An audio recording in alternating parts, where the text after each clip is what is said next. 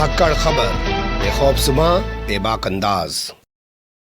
धाकड़ खबर के news room से मैं आपके साथ हूं अकरम रईस खान। फिर से एक बार एक ऐसी खबर आ रही है जिसके आधार पर कहा जा सकता है कि सुप्रीम कोर्ट के मुकाबले भारत के जो हाई कोर्ट्स हैं वो ज्यादा अच्छा काम कर रहे हैं। और इस बार ये साबित कर दिखाया है मद्रास हाई कोर्ट ने। जी हां, उसी मद्रास ने, जहाँ के शहर का नाम अब चेन्नई हो चुका है। जैसे आपको पता ही है कि इलाहाबाद का नाम प्रयागराज हो गया, तो शहर का नाम पड़े ही बदल जाए, हाई कोर्ट का नाम नहीं बदलता। जैसे बॉम्बे का नाम मुंबई ज़रूर हो चुका है, लेकिन हाई कोर्ट का नाम आज भी बॉम्बे हाई कोर्ट ही है। तो क्या कहा है मद्रास हाई कोर्ट ने जिससे ये कहा जाए कि सुप्रीम कोर्ट के मुकाबले एक बार फिर से हाई कोर्ट ज़्यादा अच्छा काम करते हुए दिखाई दे रहे हैं? यही आपके सामने रखने जा रहा हूँ।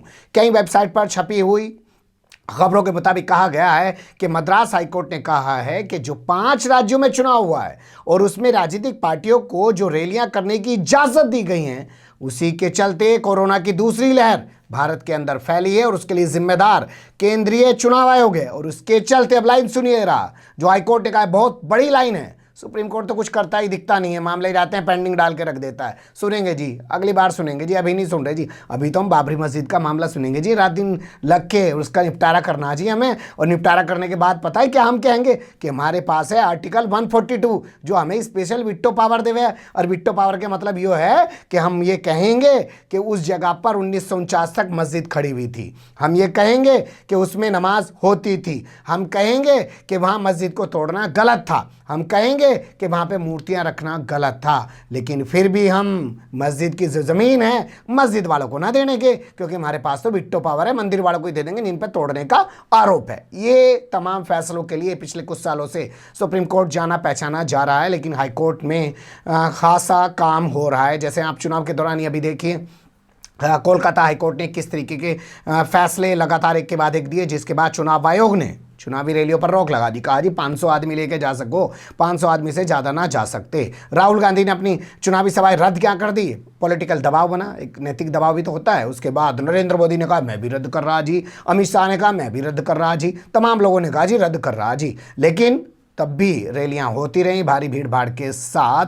और 7 चरणों का मतदान हो चुका है। 7वें चरण का मतदान आज बंगाल में हो रहा है। 8वें चरण का मतदान 29 तारीख को बाकी है और 2 मई को चुनावी नतीजे आएंगे। इसी तरीके से हम नजर डालेंगे हाईकोर्ट के फैसलों पर। तो गुजरात हाईकोर्ट ने तो मोदी सरकार के, या यूं कहे नरेंद्र मोदी के उस दावे की पोल खोल के रख दी जिसके दम पर वो प्रधानमंत्री बन गए थे। कहते जी गुजरात में तो विकास की गंगा बहा रखी जी उन्होंने। साबरमती गंगा जो वहाँ पे बह रही है, मतलब वहाँ की गंगा का नाम साबरमती है, ये कहने का मतलब है। तो उन्होंने बाहर रखी है, लेकिन उसकी पोल खोल के रख दी। ऐसे इलाहाबाद हाई कोर्ट को देखिए, उत्तर प्रदेश सरकार के किस तरीके से पोल खोल के उसने तमाम मामलों में रखी है। और भी कई राज्यों के हाई कोर्ट्स आप देख सकते हैं, लेकिन सुप्रीम कोर्ट से ऐसी नज़ीरें नहीं मिलती। तो अब बात कर लेते हैं कि मद्रास हाई कोर्ट ने आज कहा क्या है। मद्रास हाई कोर्ट ने कहा कि 5 राज्यों में हुए चुनाव के कारण देश में कोरोना की दूसरी लहर फैली है और इसके लिए केंद्रीय चुनाव आयोग जिम्मेदार है। और अब वो लाइन जो उसने ज़बरदस्त लाइन कही है, इसके लिए चुनाव आयोग के अफसरों पर हत्या का केस दर्ज होना चाहिए। जी हाँ, ये बहुत बड़ी टिप्पणी है मद्रास हाईकोर्ट की। मद्रास हाईकोर्ट का कहना है कि जो देश में कोरोना फैला है वो चुनावी जो है प्रचार की वजह से फैला है, जो 5 राज्यों में चुनाव हो रहे हैं उसकी वजह से फैला है, क्योंकि राजनीतिक पार्टियों को रैलियां करने से चुनाव आयोग नहीं रोक पाया, ना ही कोरोना प्रोटोकॉल का वो पालन करा पाया। इसके लिए चुनाव आयोग के अफसरों पर हत्या का केस दर्ज होना चाहिए। ये बहुत बड़ी टिप्पणी है। बता दें आपको, देश के 5 राज्यों में से असम, केरल, पश्चिम बंगाल, तमिलनाडु और पुडुचेरी भी शामिल है। एक पिटीशन दाखिल की गई थी, कहा PIL यानी कि जनहित याचिका दाखिल की गई थी। उसमें कहा था 2 मई को जो चुनावी नतीजे आने वाले हैं साहब, उसमें करेरू जो एक जगह पड़ती है वहाँ पे चुनावी नतीजे निष्पक्ष तौर पे आए, तमाम कोरोना गाइडलाइन का पालन किया जाए, इसको लेकर आप सुनवाई कीजिए। तो उसी को लेकर जो है मद्रास हाईकोर्ट ने सुनवाई की और सुनवाई करने के बाद एक के बाद एक जो धांसू टिप्पणियां दी हैं वो ये मैं सब आपके सामने रख चुका हूं। चुनाव आयोग ने अपना पक्ष रखा, कहा कि साहब हमने तो पूरा कोरोना के लिए प्रोटोकॉल लागू कर दिया था, जिस दिन मतदान होता था उस दिन सख्ती से पालन कराते थे। तो इस पर जज महोदय बिफर गए, गुस्से में आ गए। उन्होंने कहा कि जब कोरोना फैल रहा था और नियमों का पालन नहीं हो रहा था तो क्या आप दूसरे ग्रह पे गए हुए थे क्या? आपको दिख नहीं रहा था कि भारत में किस तरीके से केस बढ़ रहे हैं? देख ही रहे हैं आप क्या हालात देश की आज हो चुकी है। तो उस पर हाईकोर्ट खासा चिंता में है और उसने जमकर फटकार लगाई है और सीधा कहा कि एफआईआर दर्ज की जानी चाहिए। बेहतर होगा कि हाईकोर्ट आदेश ही दे दे कि चुनाव आयोग के खिलाफ एफआईआर दर्ज कर दी जाए। क्या कहा है जज साहब ने इसके अलावा और वो आपके सामने रखते हैं, लेकिन उससे पहले आप इन जज महोदय का नाम जान लीजिए, ज़्यादा बेहतर होगा।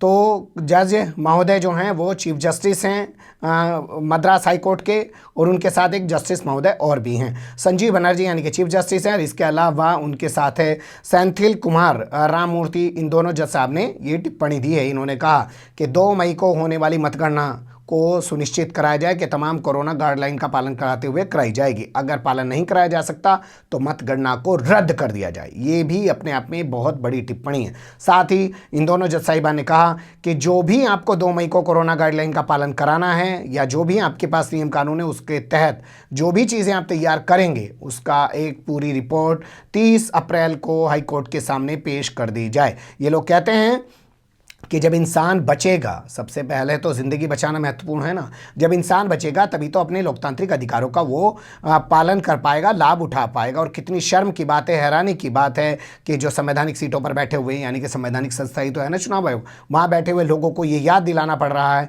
कि संविधान क्या कहता है। संविधान की नज़र में सबसे पहले मनुष्य का जीवन सर्वोपरि है, ये चीज़ याद दिलाई है। लेकिन शर्म आती है क्या? नहीं आती है जी, हम तो भगते ही लगे हुए हैं। अब तो खुल्लम खुल्ला ममता बनर्जी कहती हैं ये एमसीसी यानी कि मॉडल कोड ऑफ कंडक्ट नहीं है, ये है मोदी कोड ऑफ कंडक्ट। लेकिन चुनाव आयोग को कोई शर्म आती है? नहीं आती है। खुलकर कहते हैं राहुल गांधी के ईवीएम नहीं एमवीएम, मोदी वोटिंग मशीन, इस तरीके की बात वो करते हैं। लेकिन क्या कोई शर्म आती है? नहीं आती है जी, क्योंकि महाराज की कृपा से ही तो बैठे हैं।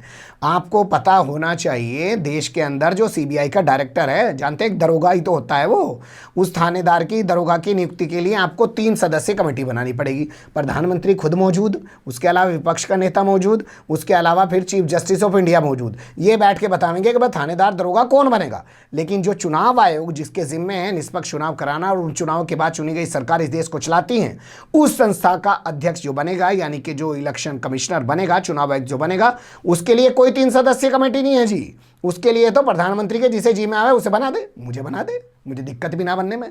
मजे तो करेंगे 2-4 साल, ये तो सब मजे के लिए तो जावे हैं। अब देखिएगा फिलहाल समय में ऐसे बोबड़े रिटायर्ड हो गए हैं, वो भी कहीं जुगाड़ लगा रहे होंगे या उनको भी कोई ऑफर दी जा रही होगी कि भैया देखो रंजन गोगोई को तो हमने राज्यसभा में भेज दिया, किसी दिन मौका लगेगा मंत्रिमंडल का विस्तार करेंगे तो रंजन गोगोई को मंत्री भी बना देंगे, कुछ ना करेंगे तो कानून मंत्री बना देंगे। और कानून मंत्री फुल फ्लैज ना बनाने के, क्योंकि वहां पे रविशंकर प्रसाद का कब्जा है, तो स्टेट मिनिस्टर बना देंगे। जैसे हमने सेना के पूर्व प्रमुख रहे यानी कि सेना के पूर्व जनरल रहे हमारे बीके सिंह को आज तक फुल फ्लैज मिनिस्टर नहीं बनाया किसी भी मंत्रालय के अंदर, उसको स्टेट मिनिस्टर ही बना के रख रखा है। तो ऐसे ही स्टेट मिनिस्टर बना देंगे।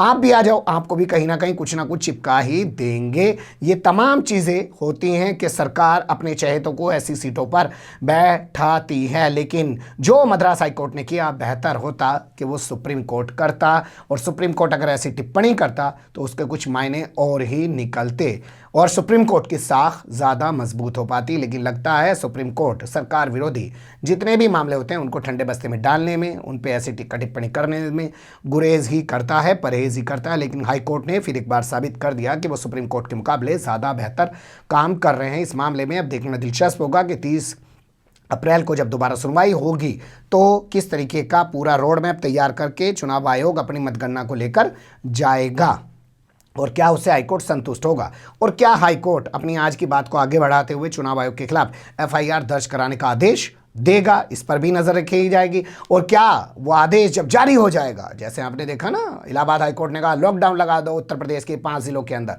गोरखपुर में, लखनऊ में, कानपुर में, प्रयागराज में, बनारस में, वैसे ही योगी सरकार सुप्रीम कोर्ट पहुंची भागी भागी और सुप्रीम कोर्ट ने कहा स्टे।